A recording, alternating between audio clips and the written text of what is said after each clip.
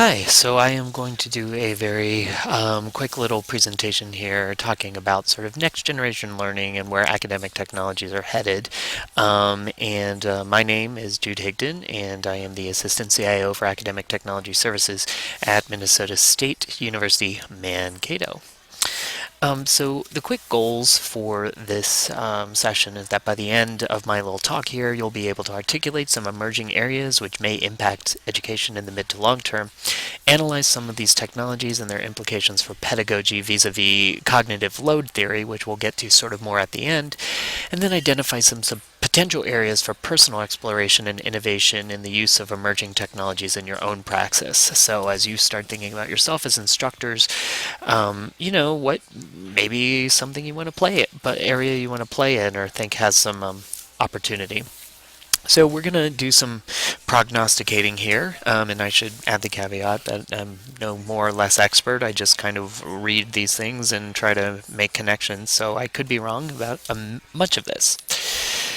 So the first thing I'll talk about is sort of the cloud and BYOD, or bring your own device, and sort of these interactive devices. One of the things that I think is very clear that we're going to see is the idea of standardization around devices is largely going to be going away. We're going to assume that learners of all types, including instructors, are going to come with a sort of a very plural technological landscape.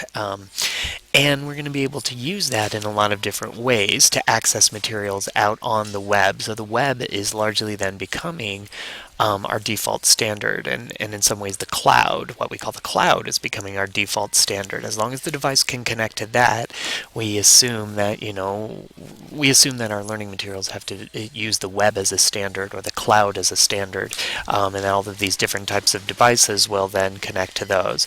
So some examples: Chime In, which is a sort of an audience response system that we are currently developing in-house in Minnesota State, which allows learners to kind of answer open response questions from instructors, and they get this little word cloud. Or iTunes U and e-textbooks. It becomes a different learning ecosystem when you can have learners bringing every one of their textbooks and getting them all online and interacting with them during class in sort of very dynamic ways that were never really possible before. We're also going to see a lot of high-end systems that get us out into the internet, like things like telepresence that you see there at the bottom, where you can sit around a table with someone who is literally across an ocean and it looks like they are sitting in the same room with you.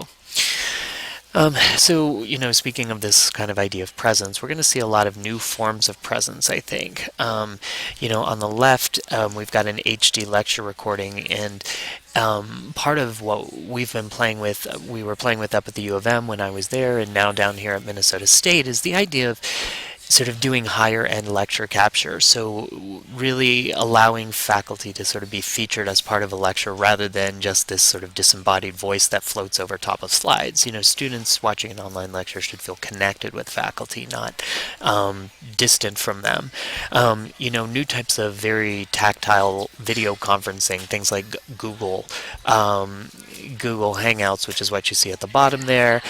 Highly interactive discussion boards, things like that are really going to be emerging, I think.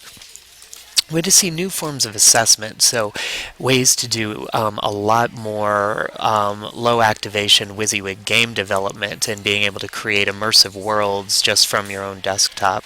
Doing informal assessments such as badging, and if you're not familiar with badges, it's sort of like the idea of like a Girl Scout badge or a Boy Scout badge.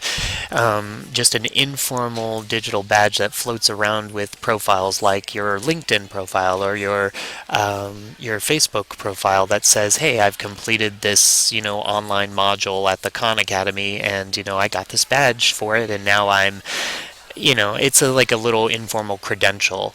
I also think we're going to see things like, interactive textbooks, much like what we've had students build in terms of wikis and things like that, but with things like iBook Author and Sigil, you're going to see opportunities for learners to actually be producing some of these materials themselves designed for the mobile space. So then we've got, some buzzwords, non-place bound or place agnostic. The world is a classroom. So we get into things like obviously apps, as students can go out in the world and interact with apps on their mobile devices and mobile learning. And even the idea of augmented reality, which is to be able to sort of layer data over top of geospatially aware devices. So you take an iPad and it knows where it is in the world, and it may even know, the storefronts it's looking at. It may be able to give you data about that, or even more interestingly, perhaps ask you to give data about things. We're also going to sort of find new ways to share courses in the ways that we build. So many of you might have heard of Udacity, Coursera, or edX. These are some examples of obviously the Khan Academy, where we can build little independent learning modules like what we see here, and then share them more broadly with others in sort of free and flexible ways. We're also going to sort of see a lot of talk around big data and learning analytics. So, as we start using these technologies and we have a lot of information about what students know and where they're succeeding and where they're not succeeding, what do we do with that, and how do we use those data to customize the learning experience so that students who are really advanced and kind of are ready to level up can have one pathway, and students who are still struggling, maybe not overall, but just with a few key concepts or something, we can really start to target the instruction based on these big data and target interventions to make sure that they're ready that they're getting the help and the remediation that they need. So this is a lot, and I've gone through an awful lot in a very short amount of time. And I guess I wanted to give you some good news here, which is, despite what you may have heard, how people learn, I would say, is not really changing fundamentally. And this is sort of intentionally provocative in some ways, but I guess what I would use as an example, or to sort of back this claim up, is just what we know about how people encode information and how people learn at a very sort of basic cognitive level. We start off with sensory memory on the left. You see things, you hear things, you experience them, and we know that moving from sensory memory to attention in short-term memory, we really have, 7 plus or minus 2 different things that we can hold in our memory. So there's really limited cognitive resources. So this idea that has been put out there that somehow, kids today can just make sense of so much more and we can bombard them with things,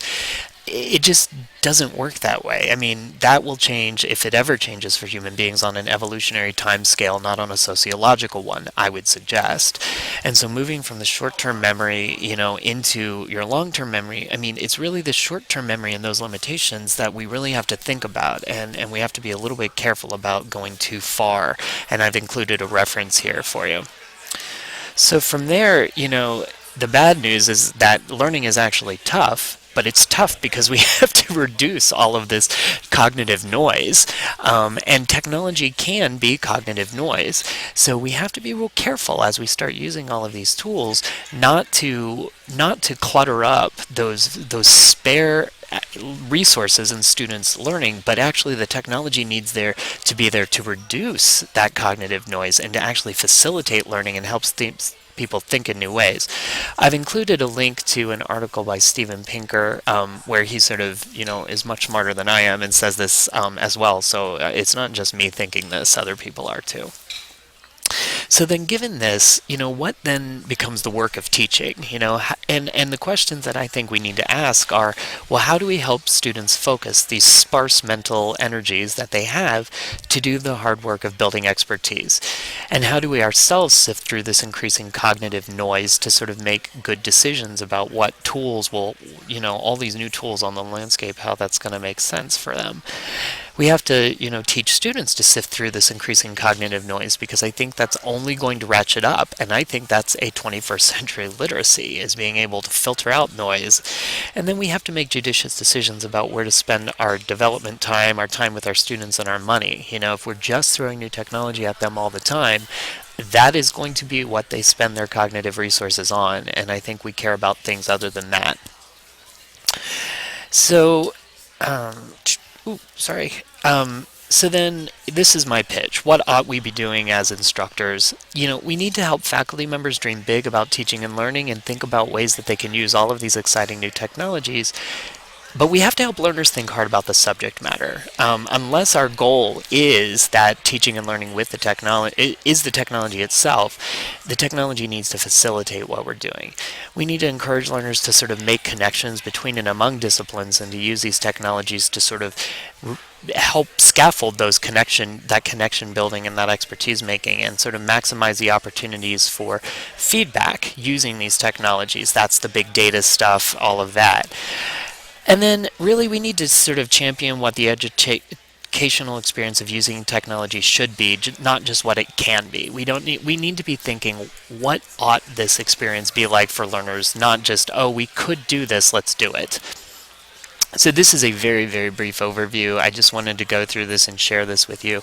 But the resources are here, and that's my email address. And if you'd like to have a digital cup of coffee or a physical cup of coffee and take me to task on anything, I'm always willing to do that.